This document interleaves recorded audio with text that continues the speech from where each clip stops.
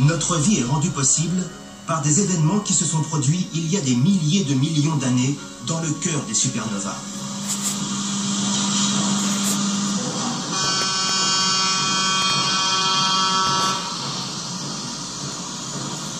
Il est fascinant de constater que les éléments lourds présents dans nos corps, le carbone dans nos cellules par exemple, ou le calcium dans nos os, l'oxygène que nous respirons, le fer dans nos cellules sanguines, tous ces éléments lourds ont été synthétisés, créés par des réactions nucléaires dans les étoiles et éjectés dans le cosmos par des supernovas.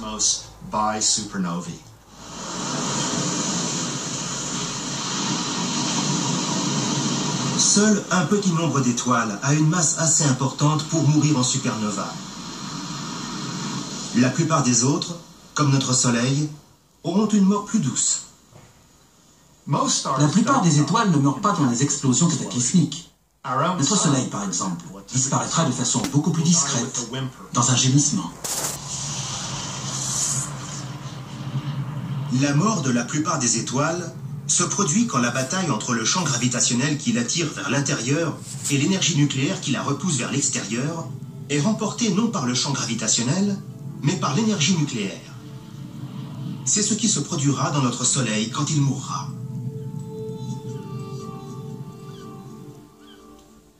Dans 3 ou 4 milliards d'années, notre Soleil deviendra de plus en plus gros pour devenir un type d'étoile qu'on appelle une géante rouge. La couche externe de l'atmosphère gazeuse sera retenue si faiblement par le Soleil à cette période que les gaz seront chassés relativement doucement dans ce qu'on appelle un rot cosmique. Les restes de ces rots cosmiques jonchent également les bras spiraux de notre galaxie. Ces étoiles meurent en répandant des couches d'éléments cosmiques. Certaines de ces couches sont composées d'hydrogène, d'autres de silicium, d'autres de sulfure. Et les couleurs que nous voyons grâce à Hubble correspondent à ces 3 éléments. Dans une zone située à proximité de notre Soleil, une étoile est en train de mourir. Elle a pour nom la nébuleuse de l'hélice. Elle offre un aperçu saisissant de la façon dont la plupart des étoiles finissent leur vie. Notre Soleil produira un spectacle similaire quand il mourra, dans environ 5 milliards d'années.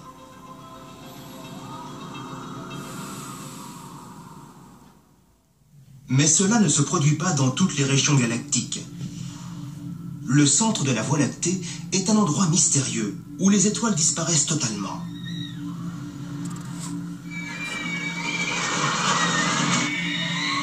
C'est notre prochaine destination.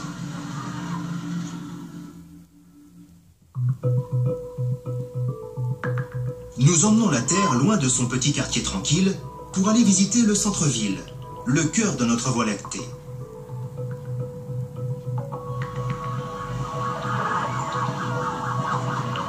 C'est un quartier dynamique, plein de vie, mais où il peut être dangereux de se promener. André Aguez a passé plus de 15 ans à explorer ce quartier animé. Si nous pouvions faire un voyage qui nous mènerait des bras spiraux de notre galaxie, là où nous nous trouvons, jusqu'au centre de notre galaxie, nous découvririons des choses très intéressantes. Ce serait un peu comme déménager d'une banlieue tranquille pour aller s'installer au centre d'une zone métropolitaine très animée. Plus on approche du centre-ville, plus le nombre d'étoiles augmente. Au cœur de la galaxie, la densité stellaire est incroyable. Elle est environ 1 milliard de fois plus élevée que celle que nous connaissons dans la zone proche du Soleil.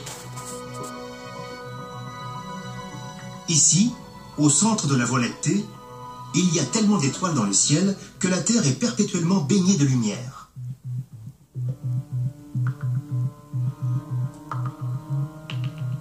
C'est un endroit d'une beauté époustouflante, mais aussi plein de mystères.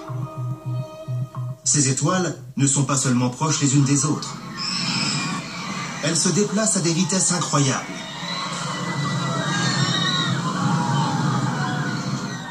Aller au centre de la galaxie, c'est un peu comme se rendre dans un parc d'attractions. Ces manèges sont un peu comme des étoiles orbitant autour du Soleil.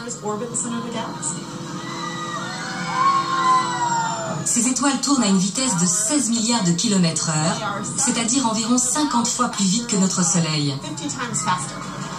Il doit donc se produire quelque chose au centre de notre galaxie pour que l'on assiste à de tels phénomènes.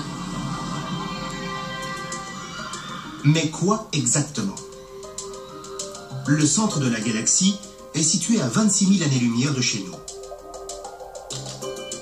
Il est difficile à observer car il est masqué par une grande quantité d'étoiles, de gaz et de poussière. Et un autre élément rend son observation difficile: l'atmosphère terrestre. L'atmosphère est une chose fantastique pour l'homme. Elle lui permet de vivre sur Terre, mais c'est un gros problème pour les astronomes. C'est un peu comme lorsqu'on observe un caillou au fond d'un ruisseau. L'eau du ruisseau coule, crée des turbulences, et il est très difficile ainsi d'avoir une vision claire du caillou. De la même façon, regarder à travers l'atmosphère nous empêche d'avoir une image claire des étoiles situées au centre de la galaxie. André